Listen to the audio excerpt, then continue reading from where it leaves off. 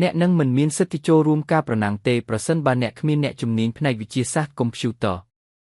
ដោយសារតែបរិមាណទិន្នន័យដែលរថយន្តប្រមូលបាននឹងតម្រូវការឲ្យមានមនុស្សដែលអាចសរសេរកម្មវិធីដើម្បីស្វែងយល់ពីរបៀបកសាងសមត្ថភាពនៅក្នុង puzzles ទាំងនេះអ្នកនឹងក្លាយជាវិចិត្រករដែលប្រើខ្មៅដៃដើម្បីគូររូបរាងផ្សេងគ្នាគ្រប់ទីកន្លែងដែលវិចិត្រកររបស់អ្នកផ្លាស់ទីទៅវិចិត្រករនឹងគូបន្ទាត់នៅពីក្រោយដើម្បីផ្លាស់ទីទៅខាងមុខអ្នកនឹងត្រូវប្រើ block code ផ្លាស់ទីទៅខាងមុខនៅពេលនេះ block code ផ្លាស់ទីទៅខាងមុខត្រូវប្រើ block code ផ្លាស់ទីទៅខាងមុខដោយ100 pixel នៅពេលដែលយើងចុច run តាមមានអ្វីកើតឡើង